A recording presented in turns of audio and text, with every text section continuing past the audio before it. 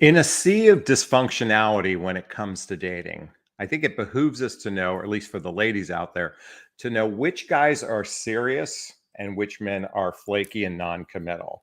Now, this begs the question: is it better to go quick in the process or take your time? And we're going to explore that because it's something occurred to me this morning as I was preparing for this video, and I'm going to talk about those seven early signs a man's ready to be committed to you. But something occurred to me. Prior to the 1950s, people used to get married rather quickly. They, in some cases, knew each other for well, they might knew each other in the town they lived in or the city they lived in, but they got married rather quickly because back then, if you wanted to have sex, you oftentimes got married. And prior to the 50s, marriage actually had a fairly strong success rate. So think about that. I mean, for the most part, if you got married, you were most likely going to stay together, probably at a rate of 70, 80, or 90%, excluding death. Okay. Then around the 50s, that changed it. Now, I think divorce attorneys shifted that rather predominantly because it became the proliferation of divorce attorneys out in the marketplace created an opportunity for people to end their relationship. So today we have roughly about a 50% success rate with marriage. I want you to think about this. People that live together, there's studies that say people that live together oftentimes have a lower success rate than those that get married. Okay, that might be true. People that live together don't necessarily have to fully commit to one another as marriage. But I want you to think about this success rate. How many relationships people have actually turn into either moving in together or getting married? That success rate might be far lower. That might not be 50% for marriage and let's just say 30% for living together. The success rate of people in relationships might only be 15 to 20%. I'm guessing here because I'm just speculating here. And then let's think about the success rate for dating. The success rate for dating is probably less than 5%. In other words, probably, I'm going to guess it's less than 5% of people who are actively dating prior to relationship actually form a relationship together. And of those that form a relationship together, probably don't move in together. And of those that move in together, probably some of those don't get married. So why is this important to know? Because the reality is, as I said in the beginning of this broadcast, in a sea of dysfunctionality, it's rather important to understand the mechanics to a healthy, happy relationship. And for the next few minutes, I'm going to share the 5 stages of relationships every couple goes through. Okay, every couple goes through these stages of relationship, and this will better prepare you to understand the early signs of whether or not a man is either capable of commitment or truly wants to commit to you. Now, the first stage is rather obvious, the honeymoon stage. This is where lust and limerence and excitement and butterflies take us over.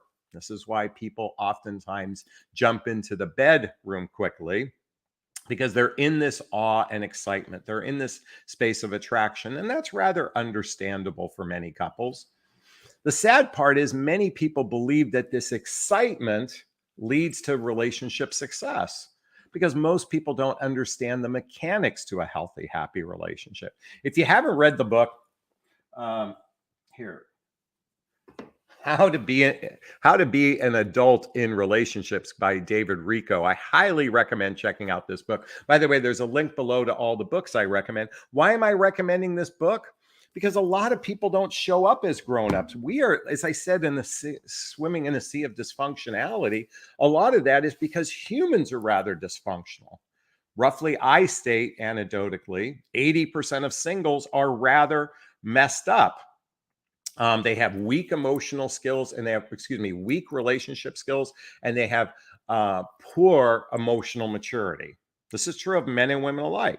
So when you're in this honeymoon stage, here's what happens next. All of a sudden, the differences between two people create doubt and denial. Doubt and denial. So when you're in that stage of doubt, denial, this is where men start to pull away. They start to pull back from the relationship because the honeymoon phase, and these days, the honeymoon phase can simply be a couple weeks or a couple months at best, but the reality of the relationship sets in. It also is the reality of how emotionally capable is this person to be in a relationship begins to set in.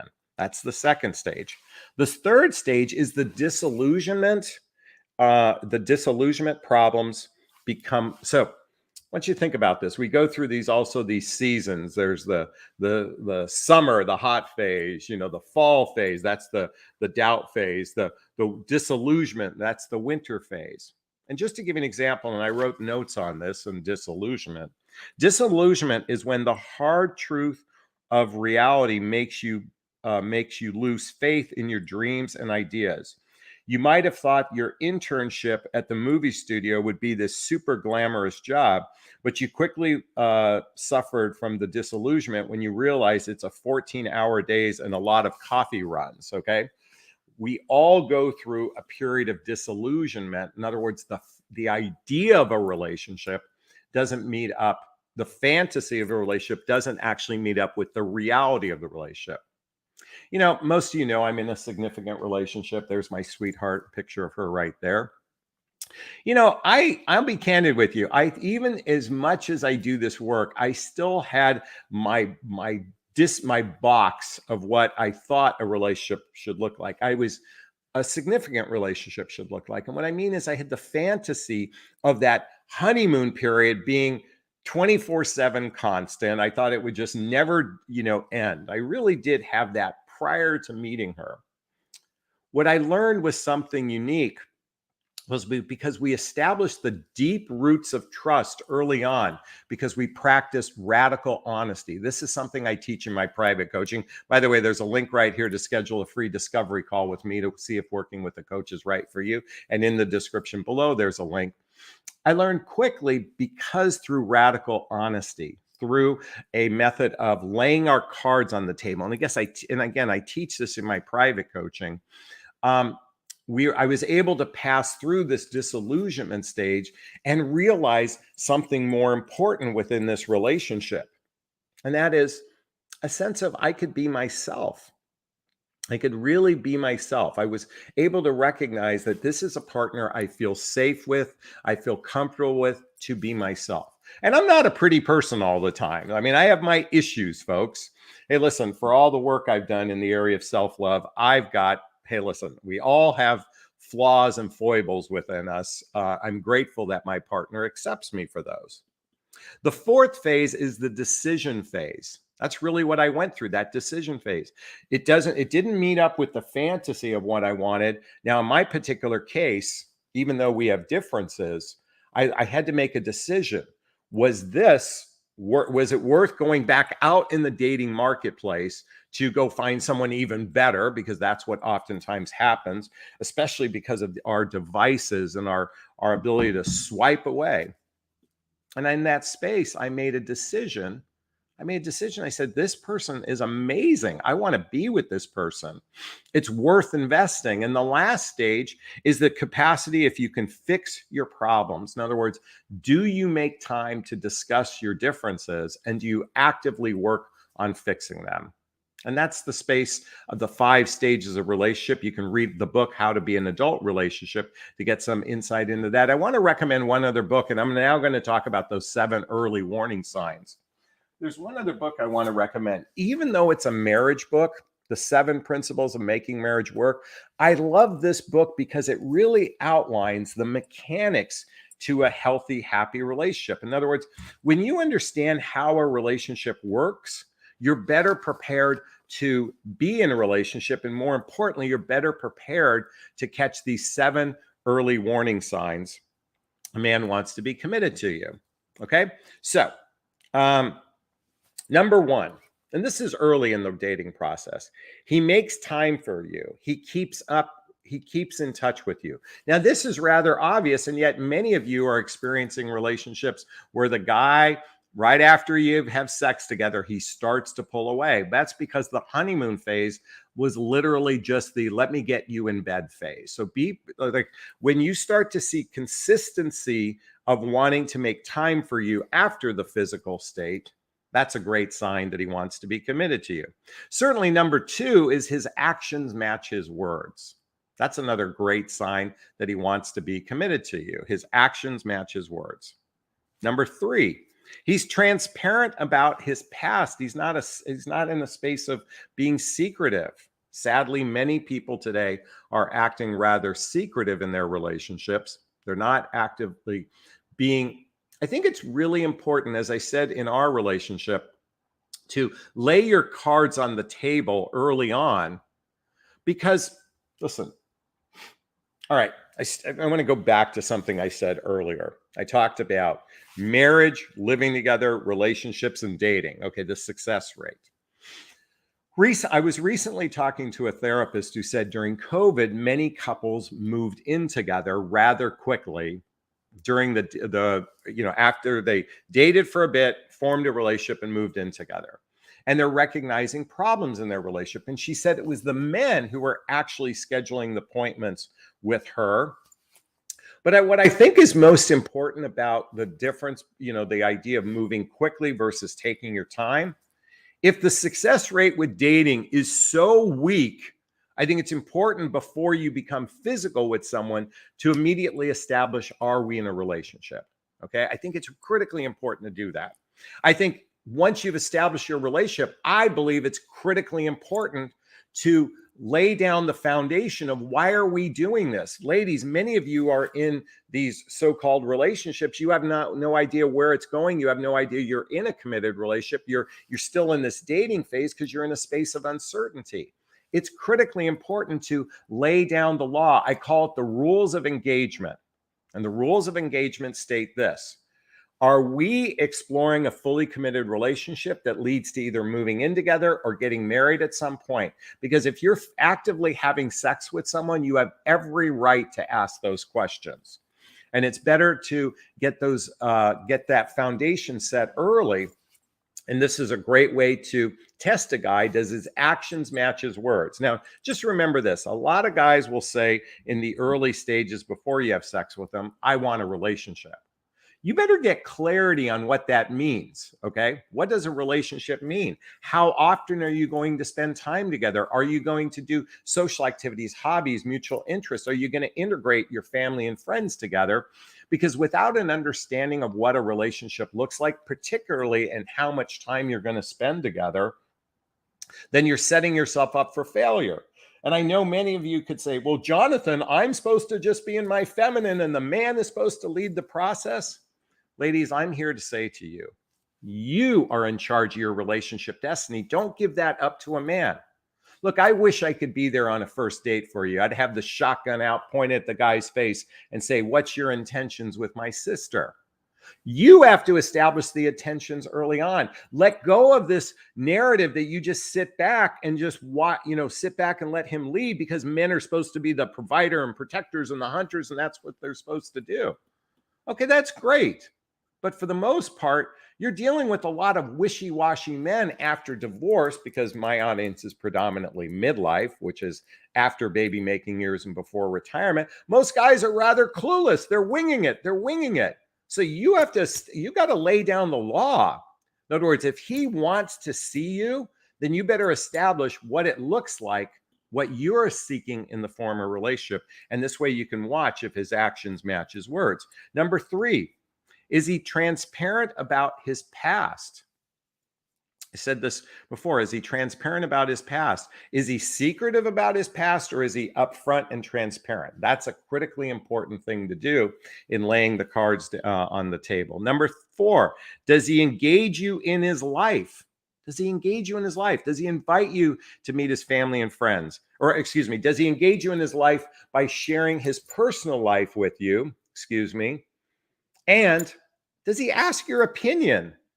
That's a really important thing to think about. Does he ask your opinion about things? That's a great sign that a man wants to be committed with you. I'm early on in my dating, by the way, Marie and I bypassed dating, went straight to a relationship, and then we moved in together within 5 months of knowing each other. Okay, that might be not the norm, but certainly it's a commitment to one another. But early on, I asked her advice about my videos. This is why she suggested I dress a little bit nicer and some other things.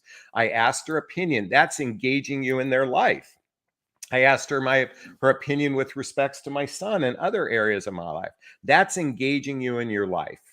Number 5, he asks you to meet his family and friends. He wants to see if you fit into his life. That's a great sign that he wants to move forward with commitment with you. By the way, my coffee mug says, "Don't make me go all psycho roommate on you." I know sometimes in my videos it might seem that way, that I get all riled up and excited. So just so you know, it's a reflection of that mug. He asks you to meet his family and friends. Now, that's not a guarantee, but that's certainly better than those that try to avoid integrating you into his life. Okay, number 6, he's protective of you, not just physically, but emotionally. I think a true gentleman is a man who recognizes that if he's not serious about a relationship, he won't ever engage you in a relationship. And yet, true gentlemen probably represent less than 20% of the single population out there. But a man who genuinely is protective of your feelings, in other words, he's conscious enough to know that his words, his miswords matter to you. And so how you can notice this is he being protective of your emotions, or is it all about his emotions and what he wants to feel? A true gentleman, real trust is built not just through fidelity. Real trust is built by, you know, your best interests are my best interests. Your feelings matter to me as much as my feelings matter to me. So in other words, he's actively engaging in wanting to get your feelings on how the relationship is going, and he's actively engaging there because he's protective of your feelings. Many men, we throw out the word narcissist, or I don't throw out the word narcissist, but the word narcissist is thrown out significantly. That's because a lot of times people confuse self-centric behavior, self-centered behavior as narcissists. No, it's just most people in the dating realm are hyper-focused on their own needs, and they're not actually they're not leaning into your needs. And that's a good sign if he does that.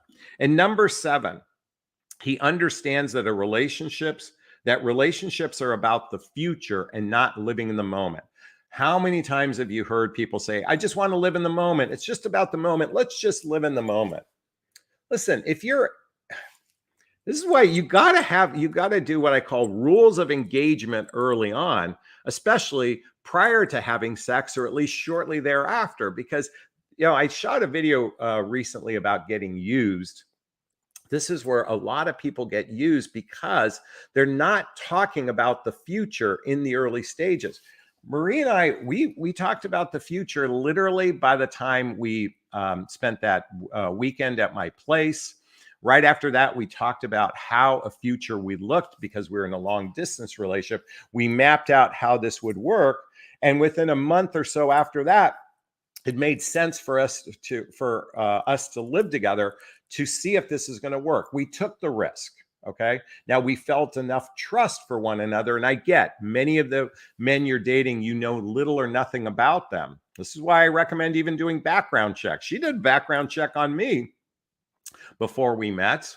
I actually appreciate that. Thankfully, I have so much. If you Googled my name, there's plenty of content out there. But I would definitely, you have to go beyond the surface of getting to know someone. That's why meeting their friends, meeting their family, talking to these people gives you a better insight if you want to invest in this person. But a man who is genuinely talking about the future, talking about commitment, what that would look like, is a good sign that he wants to be committed to you. Is this sinking in? Is this resonating? Please let me know. If it is, please hit that like button. Please share this video. Please subscribe to my channel right now. And also check out the links below to a discovery call with me to see if working with a coach is right for you. Check out my group called Midlife Love Mastery, and check out all the books I recommend. It's in the description show notes of this video. All right, this is our time to take questions. Those who know my format know. If you have a question, write the word question and then post the question thereafter. Or you can purchase a super sticker, super chat. All of the monies from the super sticker, super chat goes to a scholarship fund in the name of my son, Connor Asley. That's a picture of him right there. He's my son who passed away going on almost 5 years ago. In his honor, I donate to causes like the Hoffman Process and Insight Institute, just to name a few. And if you're watching the replay, please give those super thanks as well. All right, let's see what we have here. And again, post the question. All right, Leaf says, good ideas. I gave up when family and friends were not introduced after a long time, and his supposed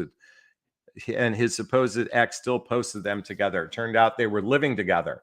Oh my gosh. Folks, I've got to say something. Do not get physical with a man without physically going to his home. Okay. A lot of guys want to come to your home because they're hiding the fact that they're actually living with someone or married to someone else, maybe going through divorce. You may, again, background checks also include seeing where they live as well. That behooves you to do that because in this particular case, she found out quickly he wasn't integrating her into his life. And that was a sign he didn't want to be committal to her. Escar says, Jonathan, I still like when you wear your t-shirts and that casual sip from your varying cups mugs you share your wisdom. Well, I appreciate that, Miss Love. Thank you so much. All right, Leaf writes, self-centeredness is narcissistic trait, like jealousy, but not the sole characteristics of the 9 criteria. I think we are all born somewhat self-centric. In other words, in the beginning of our life, the world revolves around us. We have caretakers that are physically taking care of every need we have. So on some level, we become self-centric from birth. Let's face it, in the early stages of dating, how many of you ladies are actually thinking about how can I make this a great experience for him? And men, how many men are thinking, how can I make this a great experience for her? Now, men actually do that because they're using romance as a vehicle to get you in bed. So you're sitting back on some level focused on your needs. Now, I'm just saying this isn't an absolute. I'm just saying very few people actively date from a place of true generosity and true sincerity.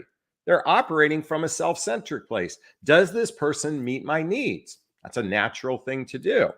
I think what happens is for some people, they never go beyond recognizing that a relationship is a 2-lane street. It's a partnership. It's actually about the other person. And sadly, men and women alike can be rather self-centric. That's just an observation I have. All right. Thanks for that question or that post, Leaf. Roxy writes, question. What do you think about my husband saying to give me after 20 years that he was always fearful of me and now is loving me? He was avoidant and I used to be an anxious attachment. You know what? I actually appreciate his honesty. You know, many people enter into a relationship from a fearful place because we want companionship, connection, and sex, but we might want, you know, there's a difference between a need and a want. Okay. I need companionship, connection, and sex versus I want it. Sometimes people come in from a need and they're coming from a fearful place. I know in my last significant relationship, I was on tiptoes with this person. I put this person up on a pedestal and I was rather, needy in that relationship and it didn't work out.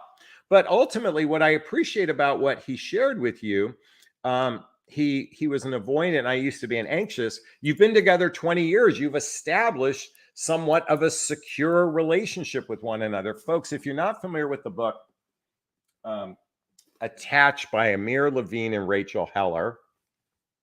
Okay, there's a link below to get the book. I highly recommend getting this book to understand love attachment styles, what she was talking about, avoidant, anxious, and also learning about secure. When people have been together for 20 years, they become rather secure. But I like that he was honest with you.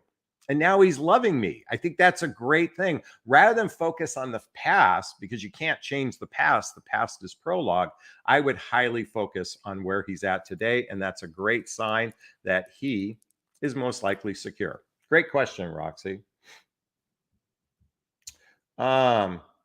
Leaf just makes a comment. COVID were a huge factor because people could keep a lot of hidden due to lockdowns. They can't do that now. Great point. That is certainly true.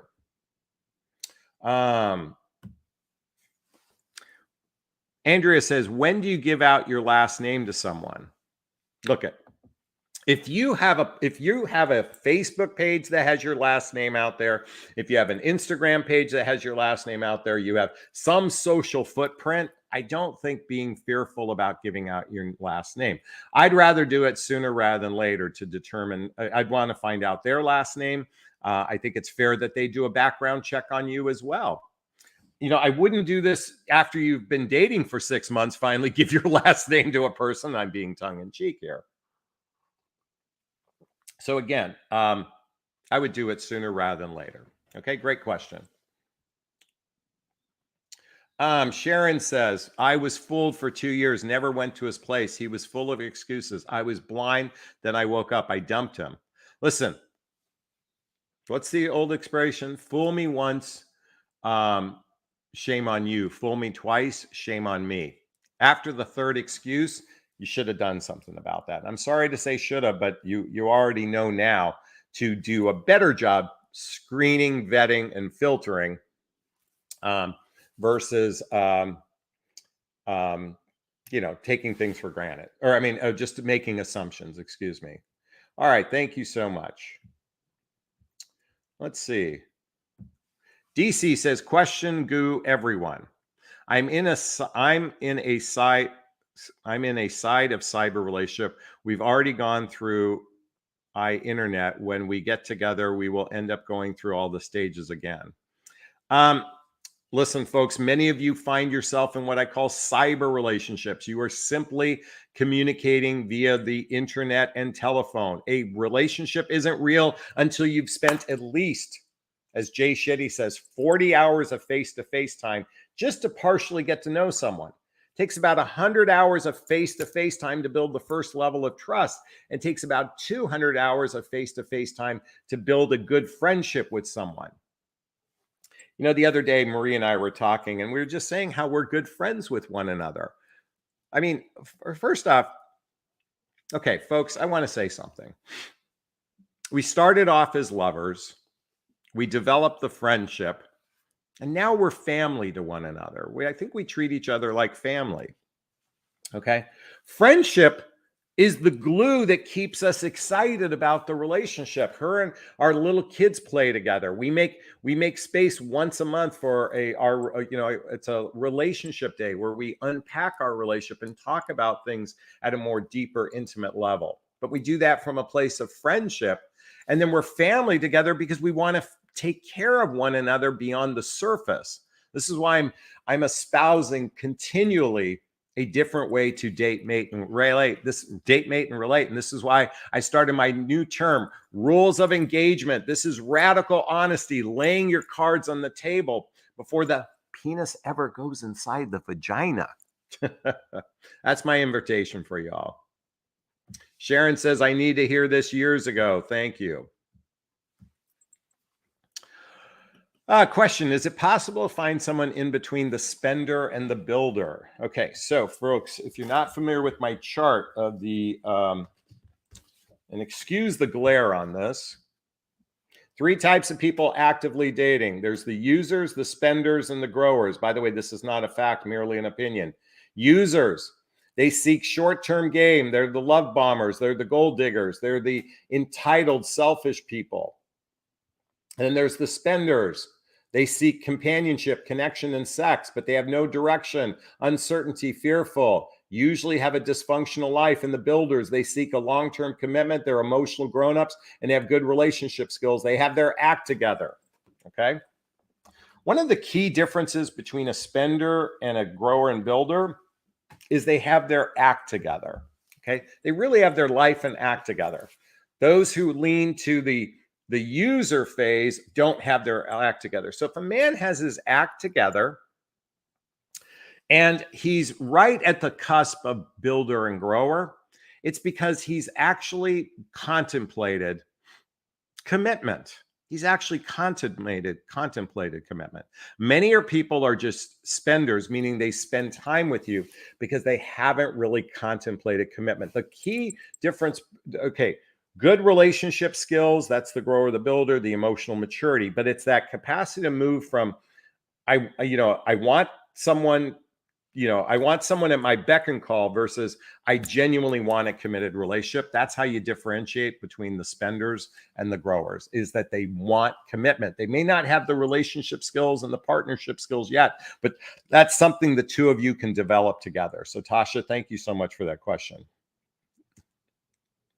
Sarah writes, question. What about a guy who acts like he wants commitment, then pulls away? See, well, sometimes we pull away because of you. Okay. Sometimes we're just not that into you. Okay. So many men, so really listen, asking the question, what does commitment mean to you? But more importantly, what does it look like for you? And then see if he actually lives up to what he says. Okay. Pulling away is, again, I told you there's going to be the phase of doubt and denial. There's going to be a disillusionment phase. That's a very common phase, to feel a little disillusioned with relationship. The growers and the builders, they persevere through those challenges. And the users and spenders, spenders, they disappear rather quickly. It sucks that it happens. This is why in my private coaching, by the way, schedule a discovery call with me. I teach you the questions to be asking to filter this out. When I talk about laying your cards on the table, rules of engagement, I'm teaching you a radical way to approach this so you don't find yourself with those men that do relationship talk and then disappear. Okay. So great question, Sarah. Thank you so much. Hey, Corny Cobb's in the house. Question. How do you avoid conflicts when you cook together while being stressed and tired? Well, conflicts. Okay. Well, it's interesting. My girlfriend likes to do things a certain way. And I like to, like, let's use cleaning as an example. She likes to do things a certain way and I like to do a different way. So we both agreed, okay, and because she likes to do things probably with more effort than I do, we just agreed she takes care of that duty and I take care of different duties. That's how we avoid conflicts, is we take our strengths and we say, okay, your strength is here, my strength is here. Let's focus on our strengths rather than getting the pissing matches with one another. That's my suggestion on that one, Corny Cobb. Okay. Sharon says, thank you. You're so right, Jonathan. Thank you. Okay. Kathy says, question. Good morning, Jonathan. Will you take responsibility for me being wide awake and watching your video? Hello from Australia. It's 2 a.m. Yes, I'll take ownership of that. Thank you so much. How do you know if a man is really busy or just making excuses? Listen, when a man genuinely wants to be with you, he'll make every excuse to be with you. When he's saying he's busy, and like, I think the difference is when a person is busy, they still make an appointment with you. Like, look, I'm going to be tied up for this next week, but I've got a date planned for us. We're going to go to Mastro's for dinner next Saturday night. I just got to take care of business right now. So, by the way, no one is that busy. I'm sorry. Nobody is that busy. Okay. People, nobody is that busy, even when the worst thing is happening in their life. And if they genuinely care, they can make time for you. Okay. Crystal writes, question. Does when he says before he would want to move in or marry is 2 to 3 years away, is this normal? I'm used to men who jump in right away. For the population of divorced people, they are rather gun shy, and it is not uncommon that they might take a couple years. Again, I'm not so certain that's the best way to go. I'm not saying it isn't the best way to go, but the reality is if marriages only succeed at 50%, by the way, second and third marriages succeed at a 25 to 35% range, or they get divorced 65 to 70%. If moving in together, there's a failure rate. And if a relationship has a failure rate and dating has a failure rate, I think the sooner you make a full commitment with one another and just go for it, the better chance for success. Okay. So that's my response to that one. Sunny D says, where can you find the rules of engagement for dating? Great question. By the way, schedule a discovery call for me. I will, if you schedule a call with me to see if working with a coach is right for you, I'll give you my dating vows, but also importantly, in my private coaching, I teach you more about establishing your individual rules of engagement because each person is unique to them. Folks, this will be our last question for the day. Wait. Sharon says, I've learned this the hard way. No one is that busy. On point again. Thank you. All right. This will be our last question for the day. Well, I'll have a couple more. Question. I've been in a relationship with a widower for the last 6 months. We've spent over 100 hours together, but he is still grieving his wife. Is there anything I do to encourage more commitment? It depends on how. Okay. This is the tough one. Look at, folks, I lost a child. I'm going to be grieving that the rest of my life. I think when you love someone deeply, you could be grieving them for a very long time. The real question is, does he want a full commitment with you? I think what happens is with widowers, which is very common, is that they replace their partner rather quickly. And you're going to be living with the ghost of the other person. That's just a natural byproduct. The real question is, I think what you should be doing is speaking up, sharing that it's uncomfortable if he goes on incessantly about his partner, have some dialogue about that, how that feels to you, and come to some agreements of how it might not be in their best interest that he still relives his significant marriage. Okay, so that's my suggestion to you. All right. Honey Lou says, thank you, Jonathan. I already knew it, but I wanted to hear it loud and clear. You're very welcome. Folks, this is going to be a short live stream today. I hope you found value in the 7 early warning signs a man wants to be committed to you. Just to repeat them really quickly, he makes time for you and keeps in touch with you, but this is rather obvious. His actions match his words. He's transparent about his past. He engages you in his life. He asks to meet your family and friends. He's a protective of you, and also you meet his. And he understands that relationship is about the future, not living in the moment. Is this sinking in? Is this resonating? Please let me know. Please hit that like button. Please share this video with your friends. Please subscribe to my channel. Check out the links in the description and show notes to schedule a discovery call with me, to join my group called Midlife Love Mastery, and all the books I recommend. All right, I'm going to wrap up this video as I always do. First off, giving myself a big, gigantic Jonathan Bear hug of self-love. I'm going to reach into the camera and give you a hug of love if that's okay. I'm asking you to turn to someone, a pet, a teddy bear, a pillow. Give it or them a hug of love, because hugs are a great source of love. And let's face it, we could all use more love in our lives.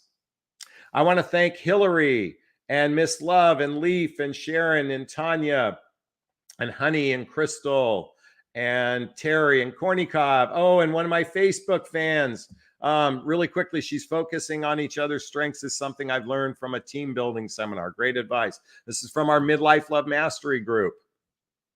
Escar, Sunny D, Yvonne, Kathy, everyone, Corny Cobb. Thanks so much. Wishing you a fab weekend. Be well. Bye now.